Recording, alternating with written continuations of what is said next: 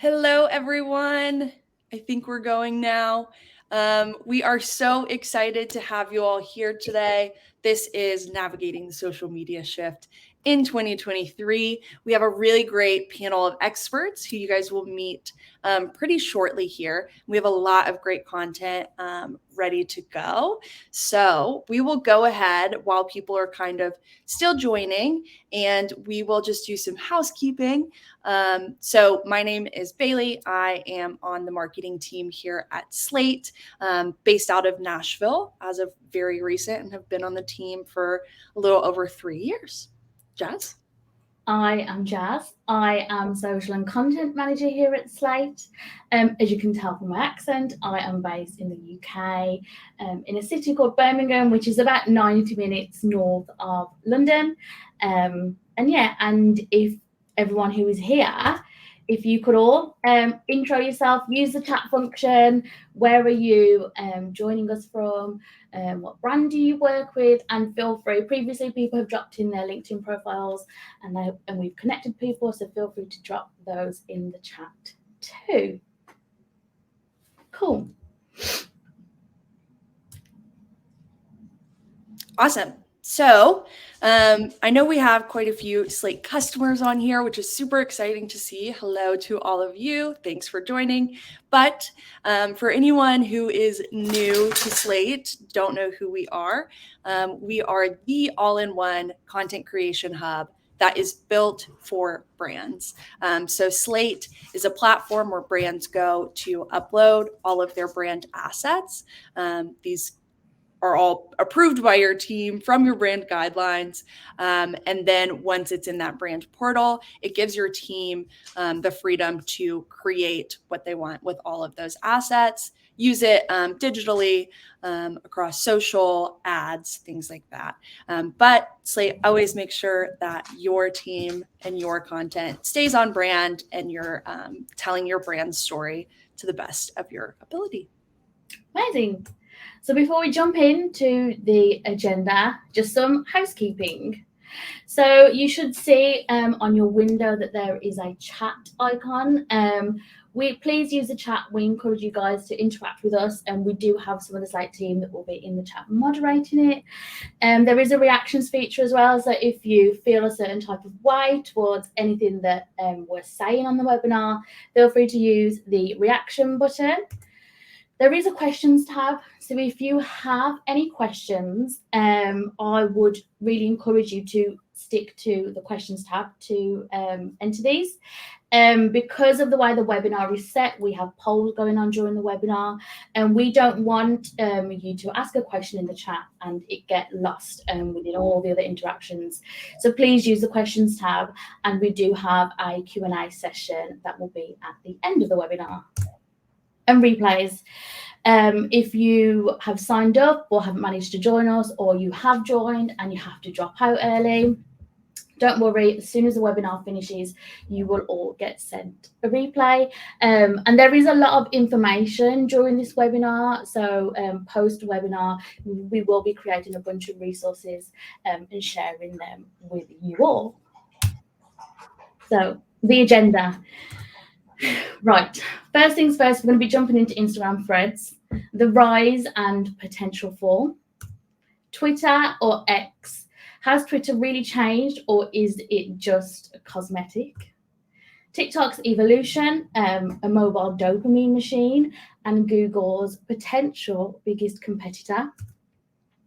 The rise of the creator. Creators are coming out on top and they're leading the way for brands.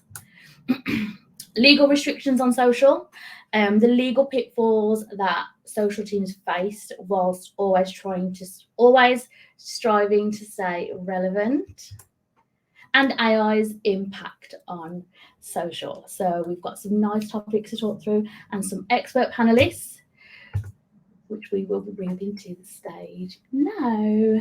Awesome. Yeah, if our panelists will go ahead and join the stage and give us a quick intro about yourself, what you do, who you are, all of that good stuff. And then we will dive straight into those juicy topics. Gina, you want to kick us off? Sure. Hey guys, my name is Gina Salvatore.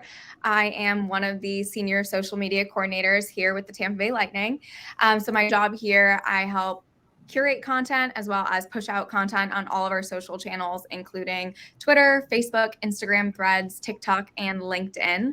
I'm originally from Connecticut, so I got my start in college athletics with UConn before heading on down here to Florida. I also have to give a shout out to all the students I saw from the University of Tampa. I freelance in their athletics department as a photographer. So thanks so much for everyone who's joining today. I'll go next so we can go in order. What's going on, guys? My name is Dante. I am a social media manager, currently working with Spotify mainly. I come from the agency world, so I have experience working with all different kinds of brands. And yeah, super excited to be here. I'm live from Atlanta. If anybody else is from Atlanta, go Atlanta. But yeah, I will pass it along to Hannah. Hi, everybody. Thank you for being here. I'm Senior Social Media Coordinator for the Houston Rockets, and my focus is heavily on content creation. So I travel with the team, and wherever they are, you can, probably see me there as well with a camera in hand, getting organic content, photos, things like that. And a lot of my work with the Rockets kind of bleeds into my personal social media accounts as well. I create for TikTok, Instagram, and as of recently, Facebook.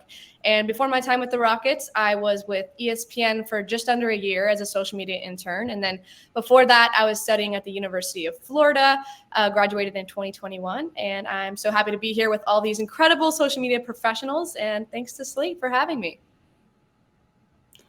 And I'm John Steven Stansel. Up until recently, I was director of social media at Chaotic Good Studios, where I worked on entertainment properties such as Amazon Prime Video's Lord of the Rings, The Rings of Power, the Avatar franchise, and recently left to go freelance once more. And I'm currently working on the animated series Invincible for Amazon Prime Video and Black Market Narrative, a comic book imprint with titles such as Radiant Black on Image Comics. Nice. Well, thanks everybody for joining. I'm really excited, and we're going to go straight in to Instagram Threads, the rise and potential fall, because I don't think it's happened yet, and whether it will, that's something we'll discuss. So Instagram Threads. Threads had over 100 million signups in its first 5 days, surpassing ChatGPT, love ChatGPT, to become the fastest app to reach 100 million users. On July 7th, it was averaging 21 minutes in terms of daily usage, but this had dropped to just over 6 minutes a week later, and I am potentially part of that statistic. I don't spend any time on Threads at the moment, but it's just interesting to see that the massive uptake it had, obviously, when it released. As people who work in social, we have FOMO, we get pressured from the brands we work for, thinking, oh my God, we need to build up a presence, why aren't we posting Threads? And then obviously a few weeks later, the usage had dropped. So the first poll, anyone who is viewing the webinar, you should be seeing this on your screens. Have you created consistent content for Threads since it launched? So anyone who is viewing the webinar, this can be either in a personal capacity or professional capacity, but we'd be really keen to see what you guys are saying. And I am going to kick this over to JS first, because I know JS is a heavy tweeter. You've got a big community on Twitter, and Threads initially, I feel, was supposed to fill that gap for Instagram. So I'll kick it over to you first and ask if you've created content on Threads since it launched. I have to remind myself that it's still there. To be honest with you, when it first launched, I think I was among the people, like that first day, that first week, I was just on it constantly, really enjoying it. But it kind of plateaued and was not seeing the same sort of engagement, and also this kind of crossover of communities, where it was really great that like all of my Instagram, everybody that I was following on Instagram, I was following there. Everybody was following me on Instagram. But what I want a Twitter replacement for is my Twitter community. So like basically, you know, of all the platforms I use, Instagram is probably the one I use least as a creator. It's most, up until recently, it was mostly just family photos and pet photos. So, you know, I really didn't find that same community there. And without any sort of search functionality for people to find me or me to find other social media managers that are a part of my community personally, it just did not become that useful to me. So I'm trying to remind myself periodically to put some content up there because I think it's going to has some staying power, but it's more of a afterthought to me right now. Yeah, and I think it's very similar to what they did with Reels. So we touched on this previously, JS, where I feel like Instagram said, okay, we've got this Threads product. We think it's kind of good to go. Let's just press the green button and launch it. But actually, people haven't adopted to it as much as they would have hoped, because it doesn't have those same features that Twitter gives people. And it's very similar to Reels. So when they launched Reels, you know, people tried to make Reels, but there was loads of bugs. They couldn't edit properly. They couldn't use the same audio that was available on TikTok. So there was a slight decline, but then eventually, you know, their product and engineering team clearly got on it and were like, okay, we need to get up to TikTok's level. So I feel like that is potentially what may happen. But we'll have to wait and see. I hope so. It feels like they launched with very strategic timing. There have been so many faux pas at Twitter. I can't remember which one caused this, but it launched very quickly after people were up in arms about something, a change at Twitter. And I think they capitalized on that moment and launched it before it was really ready for prime time, and with the intention of we'll catch up later. So hopefully they will get that together. Yeah, for sure. And anyone else on the panel, if you've had to create Threads since it launched, have you guys had to create it like consistently, or you know, is it something where you feel like your time is better spent elsewhere? I think I can jump in on this one. For us, when Threads launched, I remember texting my coworker and be like, we got to make an account right now, because we thought it was going to be the next big thing. And it really kind of hasn't been there for us. We have such a great Twitter community. And like JS said, they aren't transferring over those same followers. You know, we're getting our followers from Instagram. And so our focus has really been to just continue cultivating our Twitter community and creating content that we know lands there.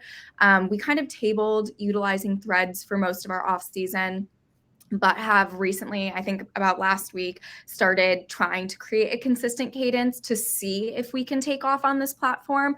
So TBD, we'll have results in a bit, but we're trying to focus our efforts in the places that we know that they'll make the biggest impact. I also think the detriment on Threads is that it doesn't have a lot of creator and like user-friendly pieces like Twitter does. Twitter has like the creator studio and media studio that are available. So you can upload content there in files that might be a little bit bigger that you want to use in your tweets. And Threads doesn't have that yet. It's all just you upload it straight to the post. So I think that if they can kind of get that side and the back end things together, that it will be a great platform. For sure. So this kind of leads me on to the next question, which I'll go through each of you and you can just give your like 2 or 3 sentences on whether you think Instagram Threads is here to stay. So Dante, I'll go to you first. Yeah, I think it's here to stay if it's like a but. You know, there's always a but. It's here to stay if they include some of that functionality that I think John Steven mentioned. Like, you know, there's no hashtags, there's no, you know, search ability, there's no ability to upload media, you know, to Threads without posting it. So I think once some of that starts to make its way to Threads, I think it could be here to stay. Okay. But as of now, I don't know. Okay, Hannah? I'm going to second that. I personally don't think that Threads has the same conversation generating ability that Twitter has. And maybe they do catch up, but I'm going to say no. I don't think Threads is here to stay. Okay. JS? We will see. I think Zuckerberg is not going to let it go. It's going to stay around. Like, he's got too much invested in it. So people, it may not generate a lot of users, but I think Meta is going to put their weight behind it and try and promote it, because they just don't want to see it fail, because it would be incredibly embarrassing for them and a giant feather in Elon's cap if it does happen. So I think just out of hubris, it will stick around for a while, whether or not people actually use it or not. Yeah, typical Meta behavior. Gina, what do you think? I think I'm going to agree with everyone. On one hand, it just isn't the most user-friendly app out there, but on the other hand, if they can implement a couple of different features, I think, it will have a leg to stand on in the future. I don't know if it will stay on my phone. If I wasn't working in social, I'm not sure I would keep the app, but wishing them the best on this project. Nice, cool. So this actually leads us quite nicely into Twitter or X. Has Twitter really changed, or is it just cosmetic? So again, people on the webinar, you're going to see a poll that will be coming up very soon. We all know what this icon is. We all have an attachment to it of some sort, especially if we work in social, and Twitter is a big platform for us. And it feels like overnight, this happened. I know we had messages in our Slack channel with work, and people were like, hey, what's happened to the Twitter icon? Why is it now X? But that's just what happened. So I'd be keen to know if people do still refer. I obviously refer to it as Twitter because it just feels natural.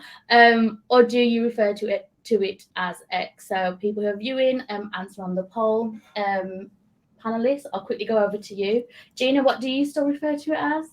I refuse to even update the app on my phone, so I have that blue icon, so I'm a Twitter stan forever. Cool. JS? Yeah, Twitter, like, it sounds ridiculous to call it X. And even just for clarification, like on emails, or if you look in the media, like when they report on it, they have to say X, the app formerly known as Twitter. So, I mean, it's just, that's the way it is. Makes sense. Hannah? Same here. Definitely still saying Twitter, X, every time I use it in a sentence. Yeah, it just feels weird. Dante, I think I know what you're going to say, but X just doesn't hit the same. It just doesn't hit the same. It's not like as brandable and unique as Twitter. So I think Twitter's just always, at least for the next few years, gonna stick with people. Yeah, for sure. Okay, so since Elon Musk's takeover, do you think it's impacted attitudes and user behavior on the app? Obviously, there's been controversial things that Elon has tweeted. There's ways that things that have happened within like the team and the layoffs and the communication. So there's been a lot of bad press. But in general, do you think it's had an impact on attitudes and user behavior on the app from like personal users and brand users? JS, I'll go to you first. I will say pretty much every campaign I've worked on since Elon's takeover has a slide in it just labeled, what do we do if Twitter nosedives during the campaign? So I think brands are very nervous about the future of the platform and whether users are going to stay there. Hate speech has increased on Twitter, and harassment has gone up, making it a not safe place for a lot of people, causing a lot of people for good reason to just absolutely leave the platform. So it has impacted how users are their attitude toward the app, and what brands are thinking about whether or not they actually want to spend money there anymore. So it really has shifted. Like I said, it's my favorite platform of all. Not now, like not under Elon, but it's very close to my heart. I hope it becomes it's able to pull out of this, but honestly I'm not that hopeful. Yeah, I think it's difficult as a personal user, and specifically for brands, because I have to think about extra elements. How about Dante? What do you think, or has it an impact on any brands that you've worked with since it's changed? Yeah, honestly, I haven't seen I feel like it was very chaotic and a lot of like bad behavior before Elon. So I think even now it's still some of the same, especially from like a brand perspective of like the types of comments we see. I haven't seen too much change, but overall I think for sure it definitely has like advertisers second guessing, spending money with the platform and different things like that. So, you know, in a bigger picture, for sure, I've seen the impact. Yeah.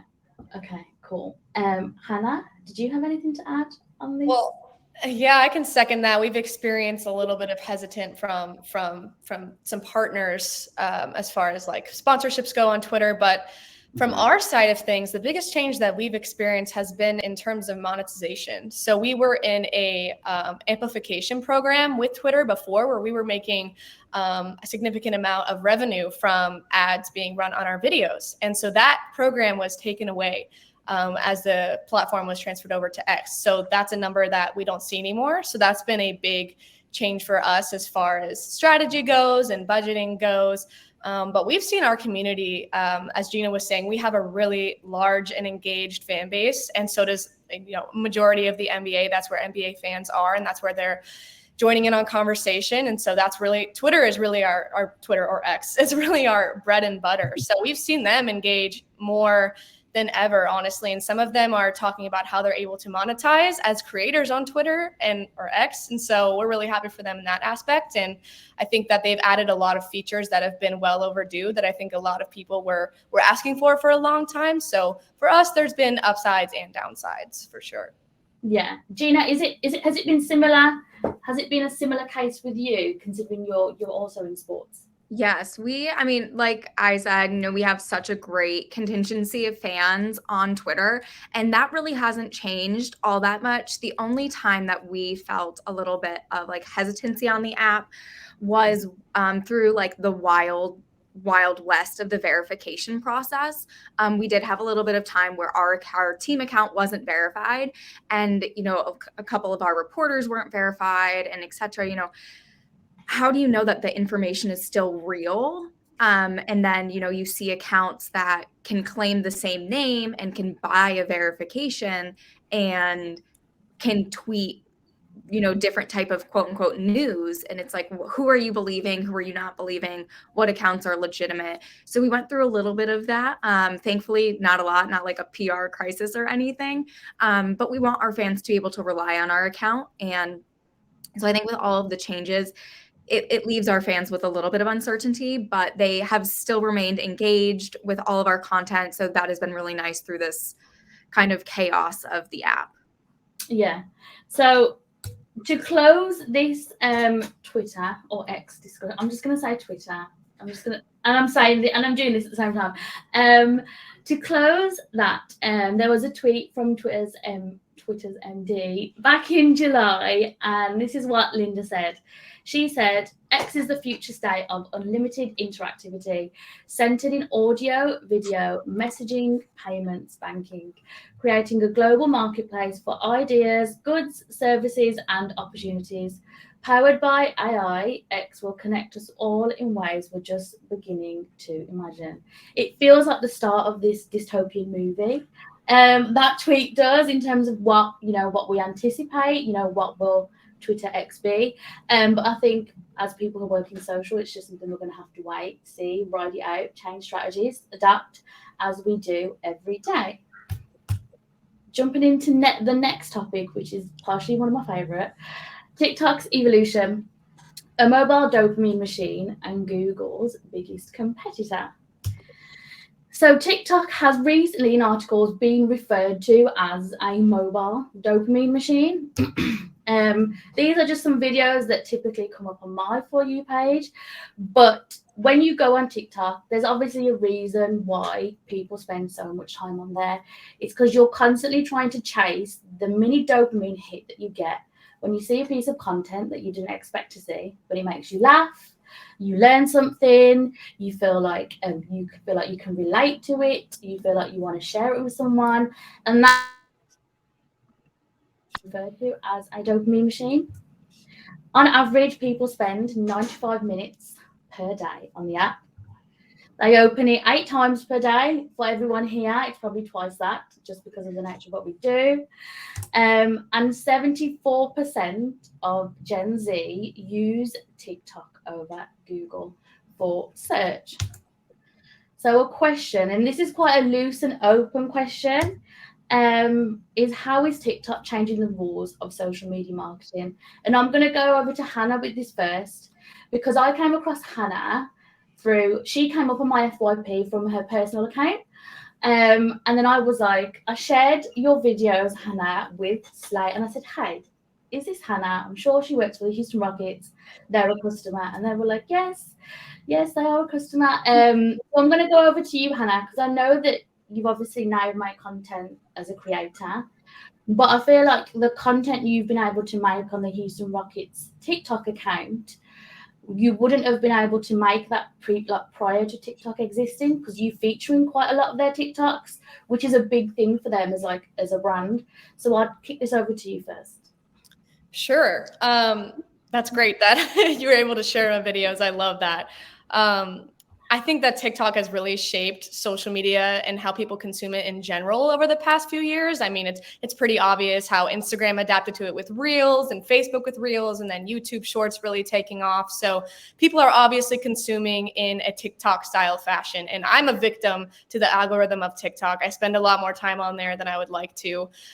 Just death scrolling, really. It's very, very addicting. And as a social media professional, you like to be on there to keep up with trends and everything. But I think there's a fine line between, am I working or am I just wasting my time? It's like you kind of dabble over there a little bit more than I would like to. But I think that, as you said, something like featuring an employee or featuring a behind the scenes kind of worker that people don't really think about, that kind of thing wouldn't be something that brands would think about posting before. But I think that brands are really starting to see the value in how their consumers and their followers are just connecting and building that relationship with another human rather than a brand. And I mean, you can do some research on it. There are tons of studies of how people are really just connecting with a face and a person behind the camera rather than just a brand, kind of the marketing stuff that they usually do. So kind of talking about how brands can capitalize on TikTok. I think everyone's starting to kind of master the organic, raw, short form content. But I think something that brands are really leaning into is joining in on conversations and engaging with people that really have nothing to do with them. And the first example that comes to mind is Emily. I think you say her last name is Zuge, and she's a graphic designer that went viral for redesigning logos for companies on TikTok, and she just blew up out of nowhere. And the first sports team to interact with her was the Detroit Lions, and so they were able to have her redesign their logo, and they invited her out to a game and made content with her, which drove insane numbers and engagement on their accounts. Huge win for them. They made shirts of her design, and just having her out there and posting on her accounts, I think, was just a big win. So engaging in conversation that really has nothing to do with them, I don't think that was something that brands were thinking about doing before. So I think that's a big change that we've seen. Yeah, for sure. And I just think it's super. I like the fact that brands are starting to really showing trust in their social media teams, or the people behind the actual phones who are there day in, day out, getting the content, recording things, advocating to take part in certain things and participate. So selfishly, I really like that brands are starting to trust us as social media professionals. I'll go to you, Dante. Since obviously I know you currently contracted with Spotify, in terms of, I've seen some of the content you've made recently on LinkedIn that you shared. In terms of campaigns, is it do you think TikTok first and then everything else, or how would you implement TikTok now when you're thinking of campaigns, or has it changed the way that you plan campaigns? Yeah, I think overall in the past couple of years, I think TikTok's been really good for changing the psychology of a lot of marketers. Meaning I feel like a lot of people, especially C-suite level people or executives, are more open to that organic, raw, comfortable feeling content now. And so, yeah, when we're doing content with, music artists or just talent, even with Spotify, we're thinking of how do we make this look like it's shot on a phone versus a $50,000 video production, because we know shooting it on an iPhone is going to perform better than if it looks like it was shot this massive studio. So yeah, that goes into a lot of our decisions when it comes to some of that content. Nice. And Gina or JS, did you guys have anything to add on this particular question? I think it's really going to change the structure of social media teams and social media managers' role in general. We've already got so many different roles that we fill, from like content creation as copywriters, graphic designers, photographers, the list goes on. But now some places we have to be on camera talent, and not everybody can do that. Yeah. So brands are going to have to start thinking, not every brand has a mascot like Duolingo where they can just put somebody in a suit and do silly things. You've got to have a face, somebody who works well on camera. And I think that, that skill set needs to be a part of the team somehow. Maybe it's not your social media manager, but you need to have somebody on the team that can be that on-camera presence. And I think that's a new challenge that brands are going to have to face and look at. Yeah, for sure. Gina, I know some of the videos from Tampa Bay Lightning, there's mini mic videos that you do, and I've recognized your voice in the background of some of them. Is that something which you feel like in your role you needed to do for TikTok content, or is it something that just felt natural? I think for me, like, it really just did feel natural and kind of like the progression of where our content would go. I've always said that if your fans really like fall in love with your team, sometimes the score won't matter. Your fans are going to show up because they really enjoy like your players. And with MIDI mics and just having our players kind of be at that forefront, or telling, little tidbits about them through mini mics like I was doing, can help our fans, relate a little bit more to our players. And so they're going to keep showing up. And I think that having our players at the forefront is so important. But also TikTok has really changed, like in our marketing meetings, whenever a campaign is brought up, it's like, oh, what, can we do something for TikTok with this? Like, how do we incorporate a TikTok? What can we do here? Can this be cut into a TikTok? It's always at the forefront. And I think it's because it's just one of those platforms that's taken off and people are really latching onto it. Yeah, definitely. So that leads me into another quick question. Well, I'll just get a response from each of you, or I'll just give it to the floor. What are some of your do's and don'ts for brands on TikTok? Hannah, I'll go to you first. Kind of just reiterating what I was saying before, just really jumping into conversations and engaging with people, even when you're not posting content, and then not being afraid to get weird. I mean, we've really branched out and tried some different things that our executives are like, I don't know, but I'm going to trust you kind of thing, just like JS was saying, getting a little bit more trust. So don't be afraid to get weird and engage in conversation. Nice. Dante? I would say don't. Like, it's good to reuse content across platforms, but think of ways in which you can reuse content specifically for the platform it's going to, right? So like if you create something for YouTube, think about how you can take that video and make it special for TikTok versus just using the same exact, video file. Because I've seen a lot of brands kind of just like not really have a TikTok strategy. So they'll just reuse, the same video footage from every platform, and it looks like it's not made for TikTok, and then it doesn't perform well. So it's just like a domino effect. So I would say definitely take into consideration what the platform is and the audience on TikTok specifically, and kind of cater that video content to that. Yeah, for sure. JS? I would say what works for one brand doesn't work for all of them, and to remember that, not just trying to copy what's successful for another brand. Authenticity is paramount on social in general, but on TikTok, I would say even more so. So you have to have a real thought about what content you're producing, and is it authentic to your brand and meet the needs of your audience. Yeah, definitely. Gina? I would say, just like Hannah said, show up consistently, whether that's in the comments and engaging, or having a consistent posting schedule. And some of those do's, if it brings you, or don't, sorry, if it brings you any type of pause, don't post it. We like to use the term, what would Julian think?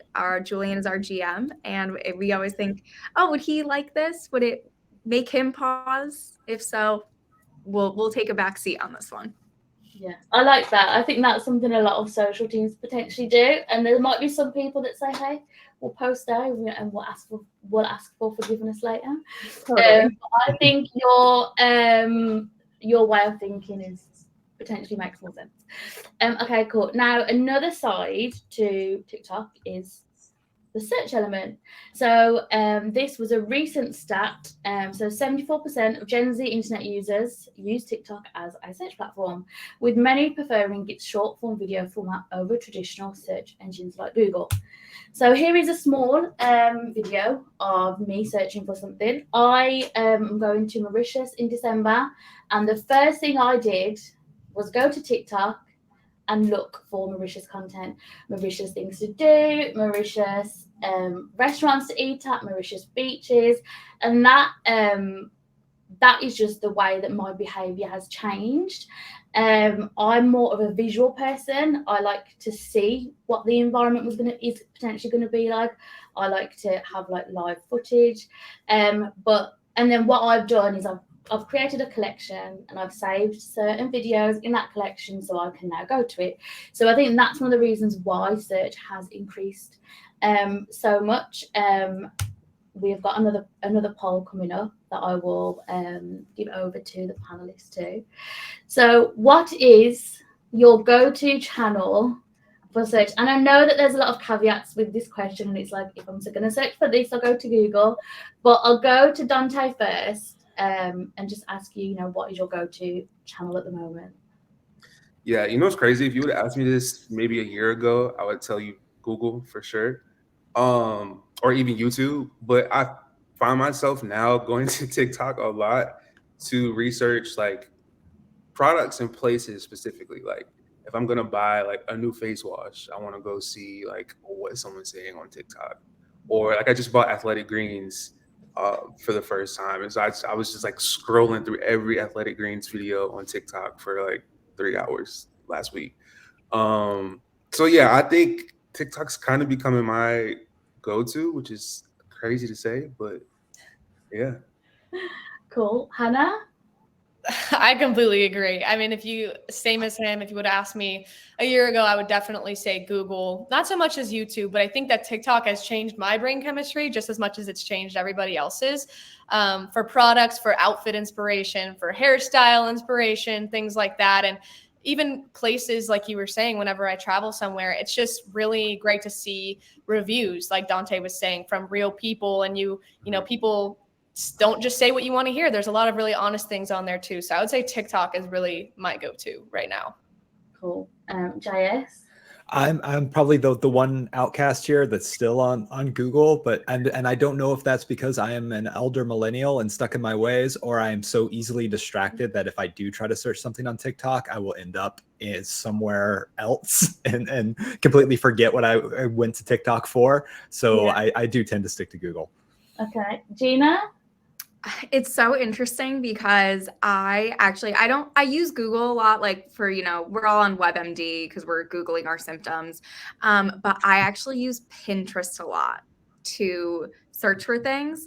It's not my go-to to go to TikTok. Usually I go to Pinterest first. I'm just a big Pinterest gal. It's still visual and things like that. So I usually go there first, but then if I need further information or I am digging for opinions on things, then I'll go to TikTok. Yeah, I think for me, I'll go to TikTok initially and then I'll gather some information and then I'll check the credibility sometimes and then I'll go on to Google and then I might, if I'm traveling somewhere, check out TripAdvisor. I might look at Google reviews if there's a restaurant that I've seen on TikTok. But yeah, for me, it is TikTok. And it's interesting because TikTok recently launched the ability to target ads to search terms. In the UK anyway, I know that sometimes it depends on what region you're in. So they recently launched that, so technically PPC on TikTok. But then also this week, Google announced that they're working with TikTok so that when you are searching for something on TikTok, Google results will potentially appear. So there's going to be a lot happening in the search area of social media. So watch this space. So this is also one of my favorite topics, the rise of the creator. Creators are coming out on top and they are leading the way for brands. So we've got the creator economy. The creator economy, with this piece of data that you can see on the side, it's obvious to see what happened in 2020. We all know it. We were part of it, the pandemic, COVID, and that's the reason why there is such a steep incline in interest in growth. And when it comes to creative economy, this stat says that it could actually double in size over the next 5 years to 480 billion by 2027 from 250 billion today. So I personally think prior to TikTok, I hadn't heard of the phrase creator economy.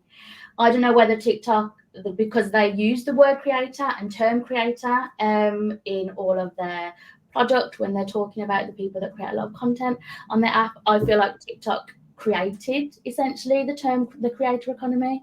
But we're going to quickly unpack a mini case study of a creator that has recently gone viral and the results of her going viral. TikTok Tube Girl. I hope people have heard about her. She is from the UK. This is Sabrina. She is 24 years old. She's a law graduate. She lives in London. And she started creating videos on the London Tube with her phone using the back camera with the 0.5 lens, which has become quite a trend, especially amongst Gen Z. And people were in awe of her confidence, her energy, the ability for her to do this like in public without, being self-conscious or feeling embarrassed. And she started doing this and really started to get recognition for it a few weeks ago. Since then, she's been the latest face of MAC Cosmetics. She walked in London Fashion Week, and over the weekend, she was flown out to Milan to feature in the Boss fashion show, and she did this video with Charlie D'Amelio, which gained a lot of positive engagement. And me personally, I don't know if other people experience it, I love going into comments and seeing marketing teams get credit and getting acknowledgement for the work that they're doing. I think it's hard sometimes when you work in social, people don't see like the work that you do behind, but seeing that like the general public are like, you know what, come on, marketing team, genius marketing. So it's nice to see that we get that acknowledgement and shout out and just a positive like environment all through the comments. It was all just positive. And this is like a real life case study of like, within a 3-week period, you've got this creator that has just boomed, and she's now obviously being flown out here, there, and everywhere and doing fashion. So that brings a question: if creators are the new power play for brands? Hannah, I'll go over to you for this one first. What do you think? I think absolutely, and there's really no way around it. And like the graph that you showed says, I mean, it's just going to keep getting bigger and bigger, and it needs to be more of a focus for brands moving forward. And the first thing that I thought of when I was following Tube Girl since, her first video that I saw go viral, and I was like, man, and then I saw the revolution of everybody creating videos, and I love that it became all these brands want to work with her and things, but it was also just people being genuinely inspired by her. And I think that is the coolest thing to see. And she's one of those creators that you saw really, really take off very, very quickly. And it's interesting to see those kind of creators and how their careers last and everything. But the first thing I thought of was, whoa, props to Mac and to Boss for jumping on that so quickly, because that takes a social media and influencing team that is tapped in and just aware of everything that's happening and really just on the lookout. And so props to them. But yes, absolutely. I think that brands are going to be focusing on influencers and creators more than ever in the next few years.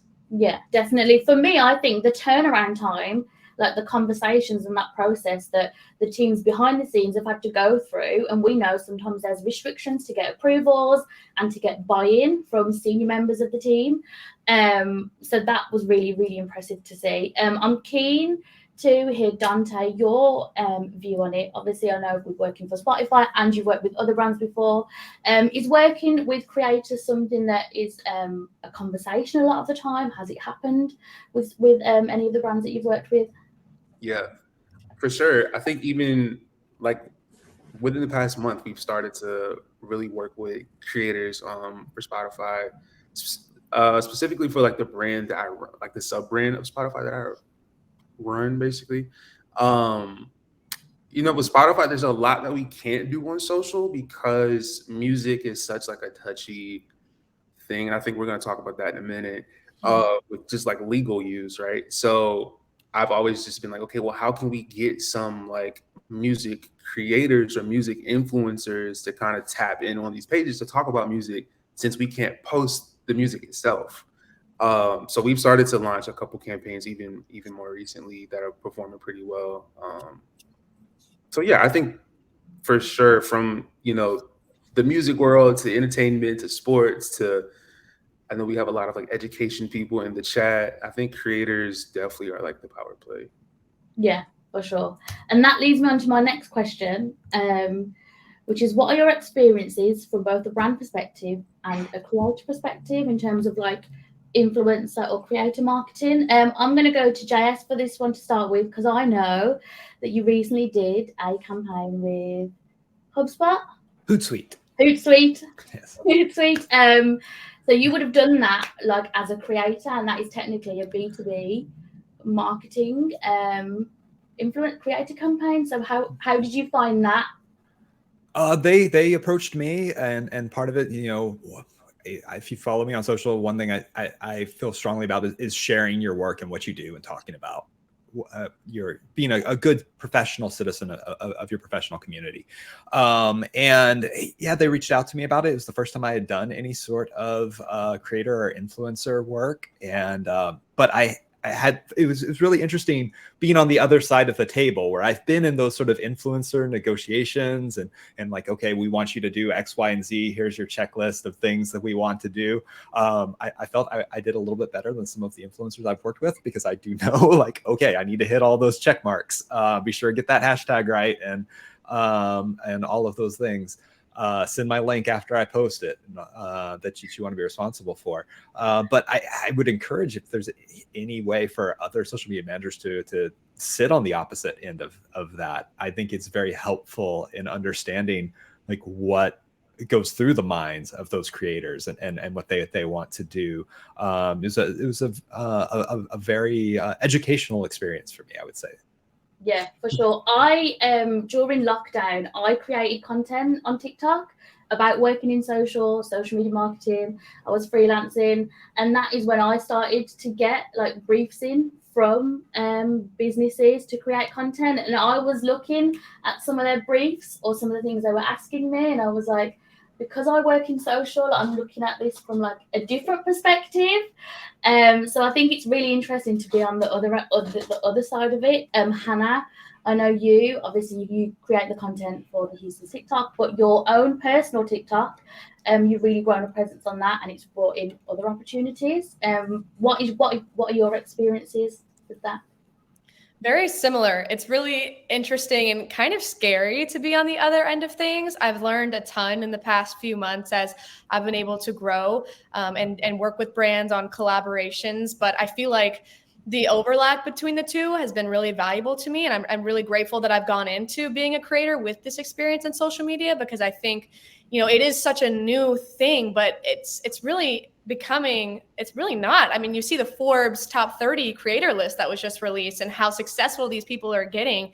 And so it's becoming something that there's a lot of information about, but there's really not a ton of information out there. So it's kind of scary when you first start creating and then brands approach you and you're kind of confused on how it works and negotiating and music and content and all those kind of things. It was scary at first when I was really dealing with it. And it's still a learning process for sure. But that experience that I have and that knowledge that I have from working on the other side of things has really helped me with knowledge specifically around music and then what the brand side is going through. You know, I don't work specifically with our influencers. We have a great team of people who kind of lead that, and I let them do that. But I have been in some conversations, and it's just really interesting to be on the other side of it. Like you said, it's a change for sure.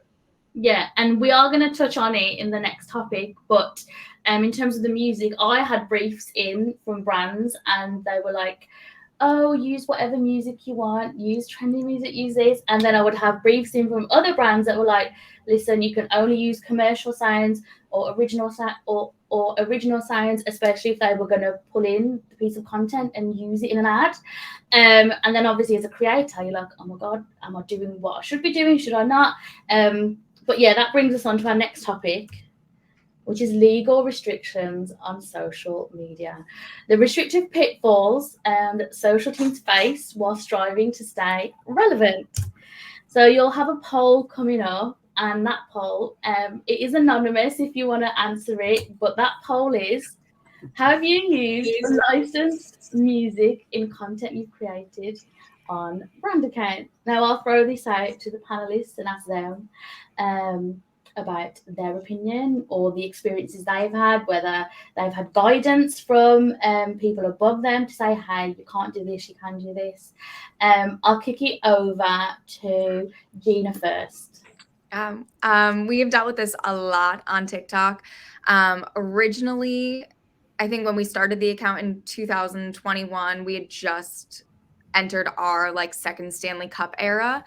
So we did have a couple of videos go out, like kind of not knowing with some licensed music that or unlicensed music we should not have used. And shortly after, we received some emails from our legal team saying, hi, can you please take that down? So we have a great legal team. They're very risk averse. So we really do stick to using the commercial music library. But it has gotten very challenging. Like with the Madagascar penguins trend, we have a great mascot, Thunderbug. And I was like, wow, wouldn't it be great to have him do this little dance? It kind of fits, and then create little bugs on instead of the little penguins.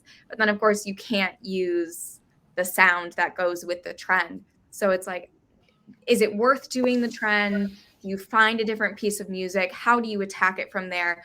As a brand, we always want to stay relevant, and with the times, we want to keep up with everyone else on TikTok. But because we aren't allowed to use so many pieces of music that go with the trending TikToks, it has been very difficult. We do try our best, but we've really leaned into like a lot of like the player focused pieces with like mini mics and things like that just don't require music. But I really wish we could, because so many, like Tube Girl, we would love to do the Tube Girl trend, but just doesn't make sense if you're not like kind of latching on to the audio that she used as well.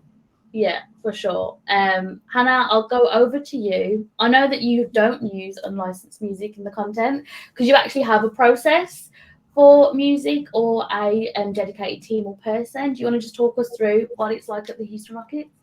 Yeah, it's really challenging for us as well. Reiterating everything that Gina said, we go through the same exact thing. We were able to come up with a really innovative solution to it. So last season, we introduced our record label that we have here at the Houston Rockets. It is called Clutch City Beats, and we have 5 music producers that produce music just for us to use. We can use it on social, in arena, in commercials, ads, pretty much anything that we want to use it for. It is our music. And props to our team, the entertainment marketing department and the legal. We really worked hand in hand with them to come to this solution because, like Gina said, legal is sometimes they feel like they're the bad guys because they're shutting down all our fun ideas, and they like social media, so they feel bad. They're like, guys, I'm so sorry, but we can't do that, unfortunately. And so it was really great to be able to work with them to come up with that solution. And at first it was coming up with a solution to these legal issues that we were having, but now it's turned into something where we can really amplify these local artists in Houston. Every artist that we have is a local Houstonian that we're able to give a stage to and really amplify them and their music and give them an opportunity to succeed. So we have these challenges still, and that doesn't fix our problem of not being able to participate in trends, but it does solve some of those issues of we have a little bit of music that we really like a little bit more than some of the copyright-free music. So it does help us in that way a ton. Yeah, for sure. And Dante, obviously working with Spotify, are there any particular things that you have to be self-conscious of, or the team has to be self-conscious of when they're creating content on TikTok? Yeah, I think, just mirroring a lot of what's already been said, we have to like be very conscious of not using, licensed music. It's also interesting too, just learning the process of like, sometimes we can use licensed music, but it's a whole process, right? Like, I think especially since Spotify is like a streaming service, there's like another layer of like legal that goes into using the music because it's like Spotify music or whatever. I don't know. But just hearing like how much it costs, like if we want to use a 30-second clip of this song, it costs this much. Or we did a video this last month with Fly on a Boss, who have gone crazy viral on TikTok over the summer, and we had them like run through the Spotify office, and that video took probably like a month to clear, just to get like the use of the 30-second clip of the song. And so it's like, oh, we don't want to like miss out on the trend, but like it still takes forever to get stuff cleared. And so it's like a balancing act of, okay, well, what's worth, trying to get the licenses for, what's worth just using stock music for, how do we come up with something clever? Like I was talking about earlier, using content creators to create their own content that fits within the world of what we're doing with Spotify. So yeah, it's a lot of like, moving puzzle pieces around to figure everything out. But Yeah, it's it's a hard job. It's difficult. yeah. Okay, cool. Something else which we also experience working in social, or pressures to jump on things because they're relevant and we feel like we need to meme or not to meme. I'm gonna hand this over straight to JS because you recently were talking about this particular image, so I'll hand this over to you, and you can tell us all about this. Yeah, I don't want to be the meme police at all, because I love using memes and for brand memes, and we can talk all day about the legal gray area that memes fall into or don't fall into, and what brands can and can't do. But on this one, the Getty Images watermark is right there. Like, we should all know, like, Getty does not fool around with copyright. So like, I would not touch. I was nervous to use this on my personal account. Like, it's I think because it's a warning. I justified it because it's a warning not to. That technically is kind of fair use, but Getty, please don't come after me. So I would say, like, be very choosy about what you do on memes. Like, definitely if there's a watermark there, no, but if there isn't a watermark, you kind of weigh the risk and how effective the meme is going to be for your brand. So just be careful out there. I saw a lot of brands using this one. If anybody listening today or watching today is used it, I don't hold it against you, but I'd just be really careful next time you see anything with a watermark there. Yeah, I think it is. There's times where, there might be like, whenever there's like a big award ceremony and images get released and there's video clips, and I was like, oh, can I use this? Can I not?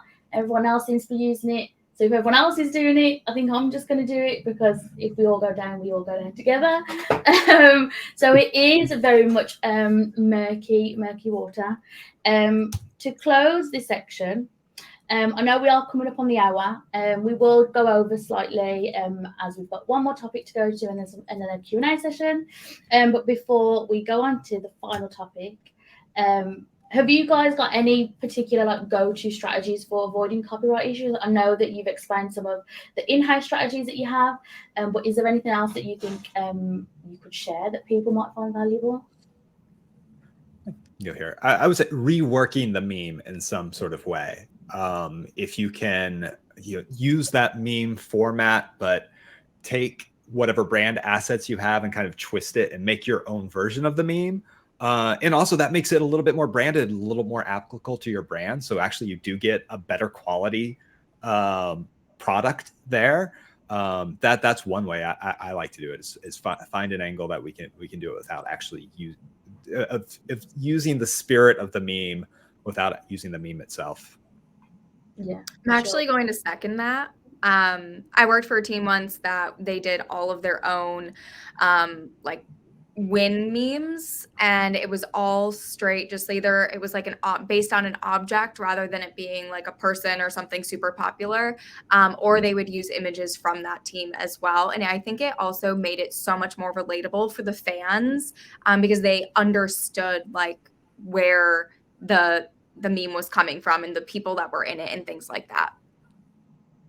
Yeah, definitely. I think it's one of those things which we always struggle with with legal restrictions on social. Even if there's things like getting approval for certain things, that's a constant struggle that social teams constantly face.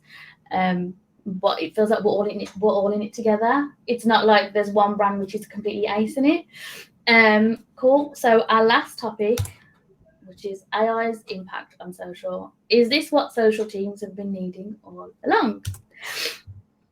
33% of marketers who use AI use it to generate ideas or inspiration for marketing content. So, what I would like to ask, there will be a poll, and it says, "Is AI enhancing or complicating social media efforts?" I'll hand this over to our panelists quickly. Hannah, do you think it's enhancing social media efforts or complicating them?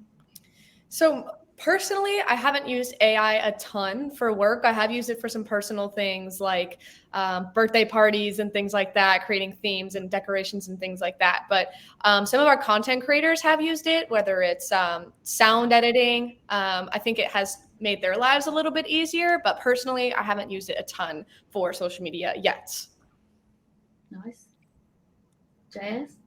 I'm not using it a whole lot yet. Honestly, my feeling is not quite ready. And we as social media marketers preach the value of authenticity. And I don't think you can be authentic with AI yet.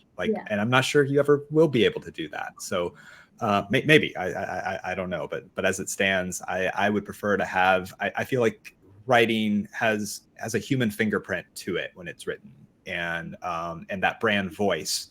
And as good as AI is, and as much as you train it, I don't think it can quite hit that element just yet. It could be a great assistant, though. Yeah, I think that's what a lot of, I think that's probably the biggest usage is like as a supporting tool to help collate together whatever we're trying to do. Dante or Gina, do you tend to use any AI in your daily job? I have, oh, sorry, Dante, you can go. Go ahead. Okay, it'll be quick. I have dipped the toes in the waters of like Photoshop AI, which has been really nice. I had it's like that perfect image, but it's ever so slightly blurry in like one spot. Obviously, working in sports, everyone's moving. Hit that AI button, cleared it right up, which was really great. So, for me, it hasn't spilled over into the rest of my work, but I will say in like a photo sense, it definitely helps support, but I won't be using it as like my main thing to just, I'll just like hit AI on that. Yeah. It's funny because I feel like I've seen a few people be like, oh yeah, ChatGPT just did like my whole 30-day content calendar. And I'm just like, I don't know how good that calendar is going to be. If it's ChatGPT, I don't know. But I have used it, in like an assist based, like I think JS said, like I've used I think Canva has AI that it turns graphics into like, video content. I use Grammarly sometimes because I'm really good for a typo. So, that helps out. But yeah, just overall as like a takeover of like my social media efforts, I haven't really touched it. No. Cool. And that answered the next question. So we'll jump straight into what's next in social. So we have got some predictions from our panelists.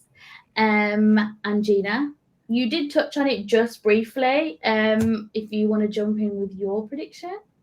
Yes, I think that with AI and everything in AI, Photoshop AI, I'm hoping, because selfishly, I love the Instagram app and posting actual photos. So I'm hoping that a little bit of the Photoshop AI situation will help give a little rebirth to photos on Instagram. And then, as I said earlier, Threads, it's just not doing it for me. So I don't really see a bright future ahead for them. Nice. Okay. Dante? Yeah, so mine is I don't want to say like launch of live streaming, because obviously live streaming has been around forever. But I feel like within the past year, especially, we've seen this huge increase in what you can do as far as live streaming. Retail brands are doing live shopping events. A lot of sports teams are creating like live shows, like produced shows that you can do on Twitch or on TikTok. So I think an increase in live streaming is something we'll definitely see in 2024. From live shopping to produced events to product launches and getting CEOs or just different employees involved with becoming like more of a face for brands. Yeah. We already have live shopping on TikTok here in the UK, and it is insane. It is like so easy. The process from seeing a product to check out, seamless, which is dangerous. But I know that they are looking at potentially bringing it to the US. So yeah, I agree with that. Cool, Hannah.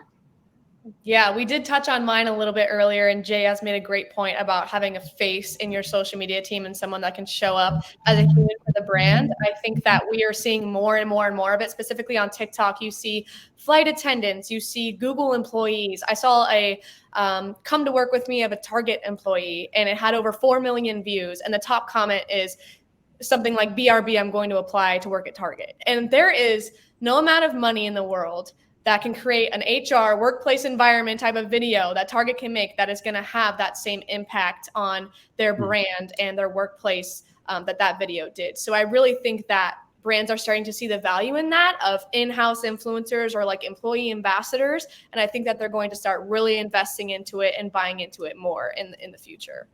Yeah, I think a lot of brands already outsource that, or they'll have creators that are freelance that will create content for their brand account. But I think the more they start to see the positive change it can have, the more they'll consider hiring someone full time. So I also agree with that. And then JS.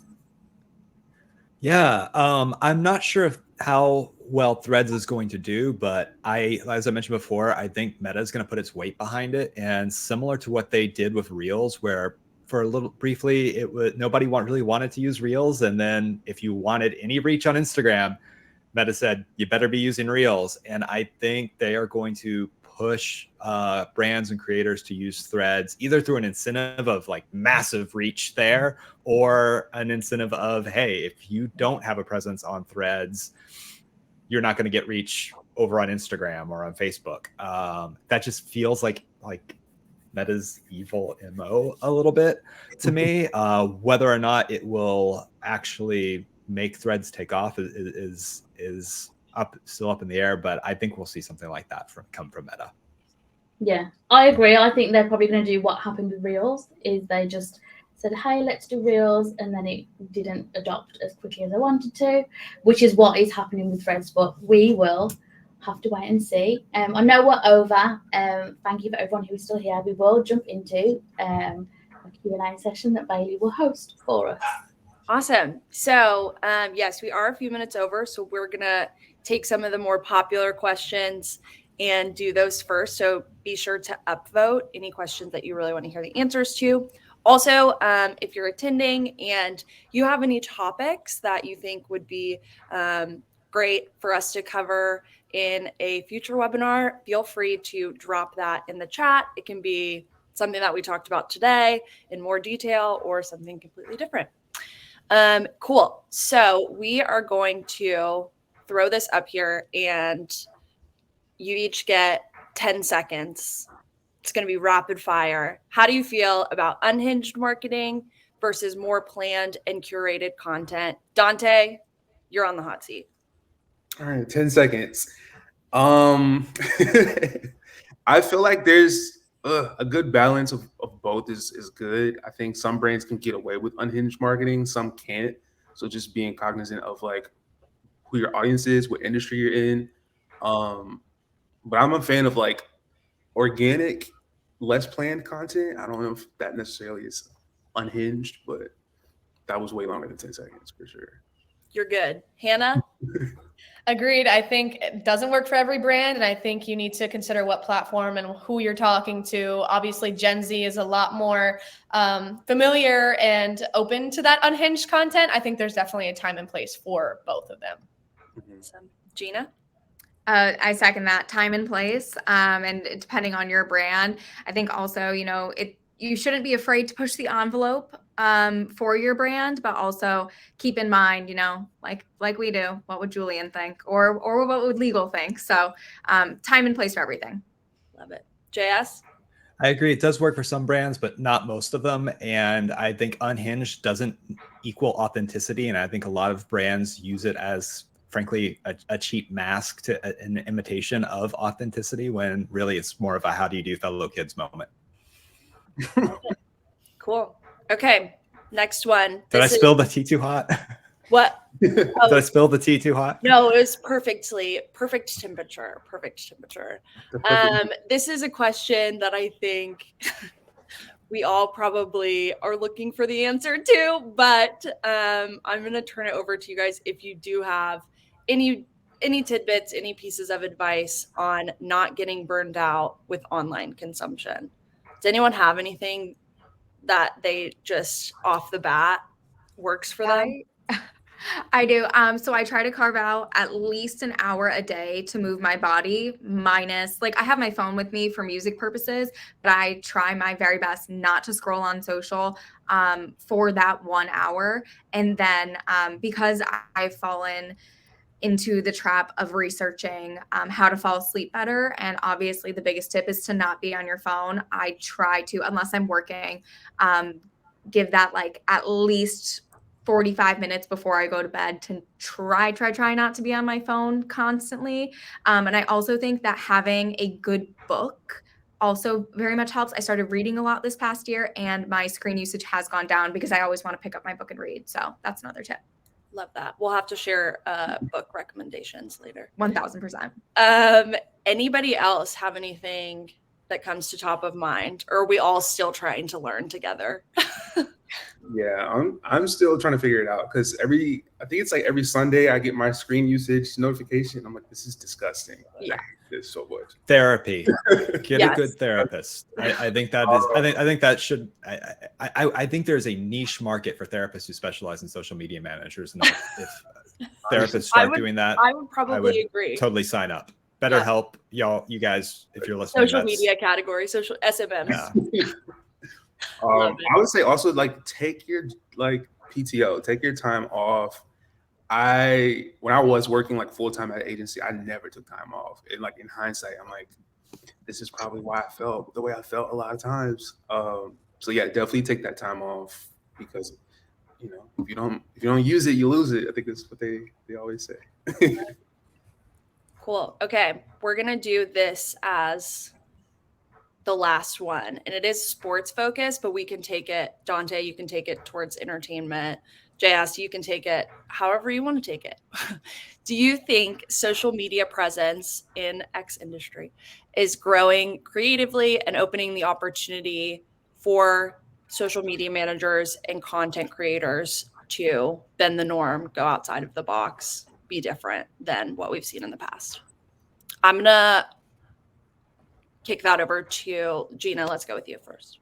Yes, I totally think time and place, again, for us to push the envelope. And I think it really depends on, I've worked in a couple of different leagues now. And there are some leagues like the WNBA where you have a lot of buy-in from those athletes, and they consistently are pushing the envelope themselves in their personal lives and what they're bringing to the table on the court. And so you can kind of push it more and more and more with social. Here with the Lightning, we really do have to tread sometimes very carefully. But there is a place for us to push that envelope. So I think it's all about just being very aware of the situation that you're in. Take advantage of the moment that you can push and keep going, and then know when to pull back. Awesome. Hannah? I second everything she said, but I think a shift that I've seen in the past decade or so has been a shift from teams and brands really marketing these athletes as kind of up on a pedestal. These are untouchable, kind of like godly figures that, we all market them to be. And I think there's kind of been a bringing them down to earth. Let's make them more relatable where the fans can relate to them more personally. And I think that that's shown a lot higher engagement and a lot more like relationship between fan to athlete. I think there's been a huge change on how we market them. And like Gina was saying, really just knowing your players and your team and what they're comfortable with, and what your organization is comfortable with as well. There's always a time and place, but I think there's a lot more leaning towards let's market them as humans and make our fans connect with them as people. Awesome. Dante? Yeah, I mean, I would say, as far as like bending the norm and being different, I am a firm believer in that. Like, I feel like, obviously strategy is super important for social media, but not being afraid to experiment is also very important, because I feel like if you just get stagnant with content or ideas, it starts to reflect in the engagement over time. So like, I think definitely we're seeing, that growth and just experimenting and trying new things and not being afraid to fail, be weird. I think someone said that earlier. I forget which person. But yeah, be weird. Be very weird sometimes. It's good. And then we will wrap up. JS, what do you got for us? Yeah, I think there's a lot of room for that in the entertainment industry as far as television and film, where I think studios can be very formulaic sometimes and want to stick to a norm. You get your teaser trailer, you get your trailer, you get your countdown to date to the premiere, and all that's great. But I think there's a lot more room now for various franchises to take risk on social and get in there with the community and use social listening and say, what are fans talking about and how can we meet that need or do that take risk. I love what HBO did with Peacemaker and Harley Quinn, where the Twitter accounts were actually in character. It wasn't a Peacemaker account. It was actually Peacemaker talking to you. It was actually Harley Quinn in Harley Quinn's voice, which is a huge amount of trust for a social media manager who's taking this, character that is a brand character. Like Harley Quinn is, to speak in her voice. That's unreal, and I'd love to do that. But yeah, it's I think that there's prime space for creative disruption in the entertainment industry on social. Awesome. I love that example. That's super cool. Well, thank you guys so much for all of the insight that you brought today, all of the knowledge that you dropped. There's a bunch of questions that we didn't get to answer, but I'm sure everyone on the panel is happy to connect with anyone who was attended and answer your questions over email or LinkedIn, something like that.